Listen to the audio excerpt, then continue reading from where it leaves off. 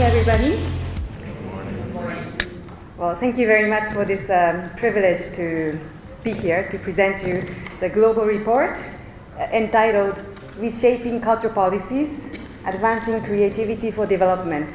I would like to just thank you on behalf of Danielle Clich, who is the secretary of this convention, who would have been wanted to be here, but because of the schedule, she was not able to make it. And I wanted to also acknowledge the contribution of the government of Indonesia for making this Bahasa version available.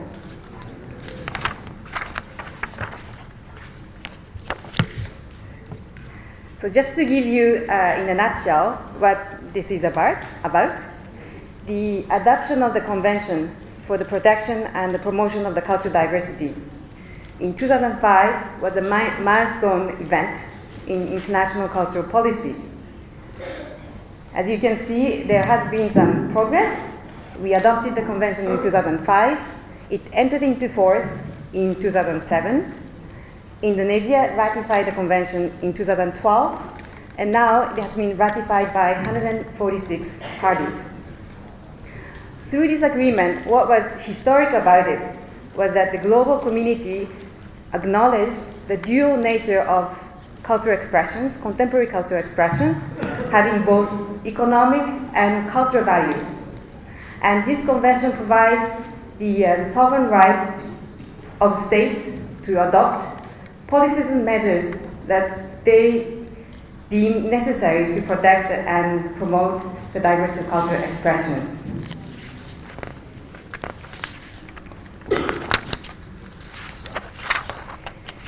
The global report that you have in your bag, I hope everybody had the chance to skim through it, this is based on the global period reports submitted by parties to the convention.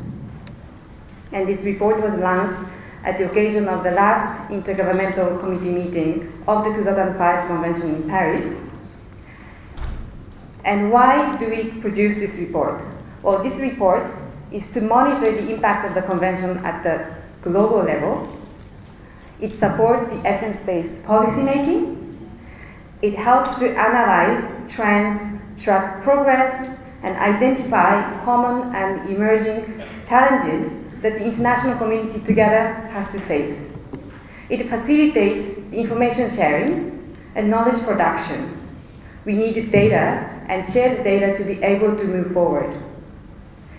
It also provides examples of innovative policies and measures, and it also provides evidence for the implementation of the SDGs.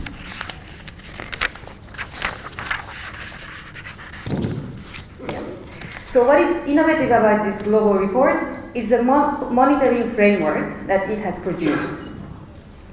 And this monitoring framework helps to track the implementation both nationally and internationally.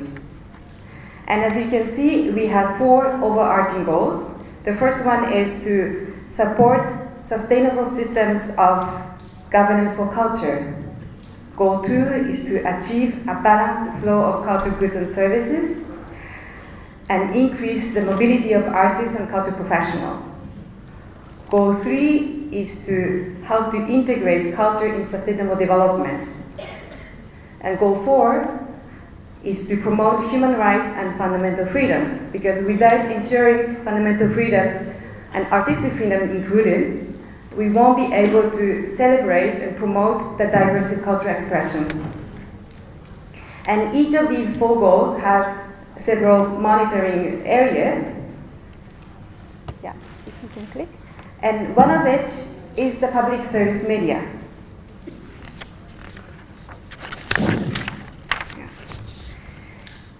So just to step back, why we are doing this? Well, we are doing this to be able to collect different information, to be able to share innovative policy practices, to learn from good practices and sometimes bad practices. And in addition to the global report on the implementation of the convention, UNESCO has recently created this policy monitoring platform, which gives you access to over 1,700 policies and measures given by different parties to the convention and civil society groups. And this is a way to inspire new innovative policies around the world. Next, please. So coming back to the question of media, since we are celebrating this World Press Freedom Day. So the global report, when you go through the executive summary, you will see that watching TV and listening to the radio remains central forms of cultural activities for most people around the world. This remains a fact, even if there is a lot of internet connection, but TV and radio remain fundamental activities for all of us. And in this context, ensuring media diversity is crucial for the promotion of diverse cultural contents, and the 2005 Convention encourages the government to support public service media, because they're the ones who can reach out to different regions of the country, and they produce diverse contents. They have the mandate to serve the people. And the Convention also encourages the governments to adopt measures that ensure diverse media institutions, support the production of high-quality, diverse cultural contents, and guarantee full editorial independence and media freedom. In the era of media meshing, convergence and stacking and so on, media freedom and diversity requires policies to strengthen the production, domestic production, to be able to achieve balance between local contents and regional and international contents. And that's why you see a lot of countries taking quota measures. And another important aspect relating to media diversity is the freedom of information law. Next, please. Yeah. So here I would like to acknowledge the great contribution made by Indonesia towards the global report. As I said, Indonesia ratified the convention in 2012, and it submitted its first period report in 2016. The ways in which Indonesia elaborated its period report was indeed exemplary, in a sense that it embraced the participatory policy monitoring and making process involving diverse stakeholders. And many of you here today were a part of this endeavor. And I just want to ask you to just stand up, those of you who were involved in the QPR process, so that we can acknowledge your contribution and make a round of applause.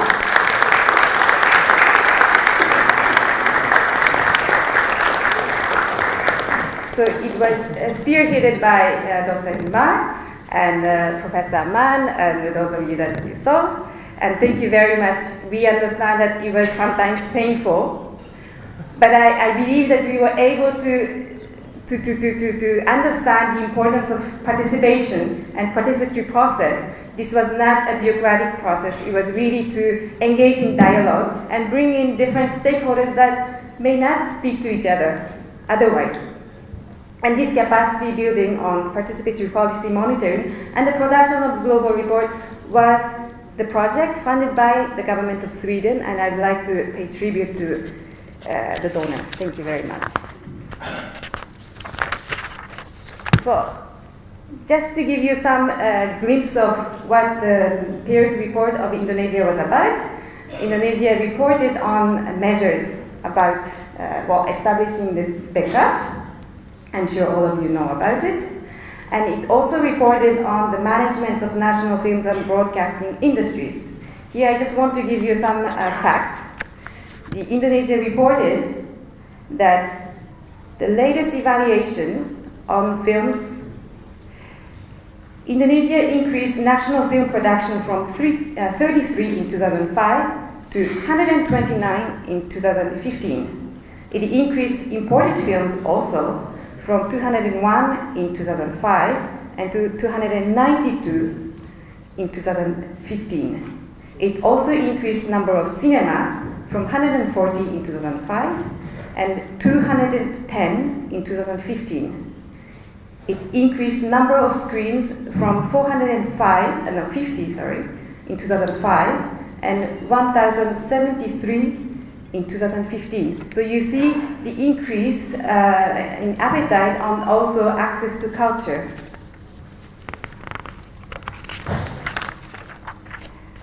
So these are some examples of the measures reported in Indonesia under Goal 3, which is the integration of culture into sustainable development framework. And Indonesia is actually very spearheading this process. I have 1 minute remaining. Yeah, and especially I want to highlight the World Culture Forum as international dialogue platform.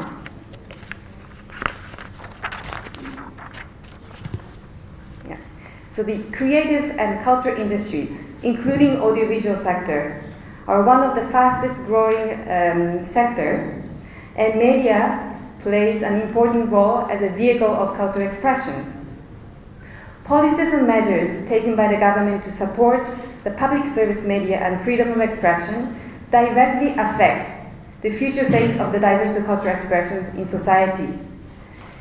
And evidence-based policies with right measures and smart investment actually can make a transformative change in the cultural industries in Indonesia. In conclusion, I would like to highlight that both the global report of UNESCO and peer reports that parties submit are not the end result. It's a tool for policy making, and it's a tool to bring different stakeholders together to have a conversation to move things forward and advocate for policy change.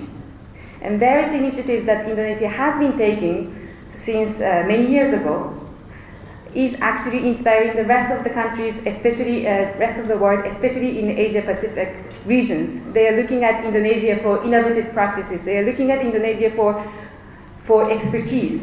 And I hope that what you've gained through the peer reporting process, you're able to share with other countries that have to go through this process because it's a part of statutory obligations of the convention. And in conclusion, I would like to invite you to please take a look at the executive summary, and if you have the appetite, please also look into UNESCO's website to download the thick version, which is like 250 pages. It's available in English, French, and soon Spanish, Chinese, and Arabic. Unfortunately, Bahasa, not yet, but perhaps we will find a partner to translate the whole thing. Thank you very much.